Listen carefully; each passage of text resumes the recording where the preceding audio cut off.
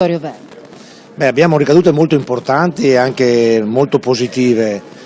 Con molta tempestività l'Agenzia del Lavoro del Veneto ha dato i dati e noi abbiamo questo dato credo veramente importante, quasi 12.000 posti di lavoro in più nei primi 3 mesi del 2015.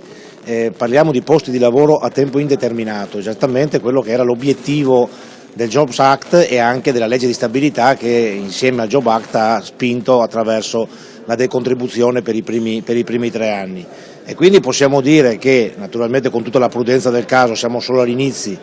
Ricordiamo che questa legge è in vigore dal 1° gennaio, la decontribuzione dal 7 marzo, il nuovo contratto, però possiamo dire che sicuramente si parte col piede giusto e siamo convinti che nei prossimi mesi questa tendenza si rafforzerà. Vorrei far notare dai dati che abbiamo che la tendenza si è presentata molto forte già dal mese di gennaio e di febbraio, ma ha avuto un'impennata vera e propria a marzo, quando è entrato in vigore il nuovo contratto a tempo indeterminato, e questo è ancora un obiettivo della legge, che era proprio quella di fare in modo che molti contratti precari,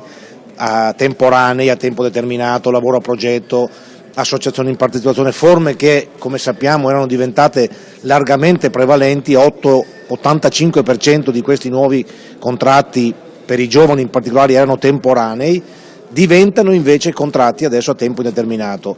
Nel mese di marzo i contratti a tempo indeterminato crescono del 71%, quindi si avviano a tornare, come vuole la legge, ad essere il contratto prevalente, e questo per dare la possibilità, soprattutto ai giovani ma anche a chi deve ritrovare un lavoro, di farlo in maniera più stabile, con più prospettive.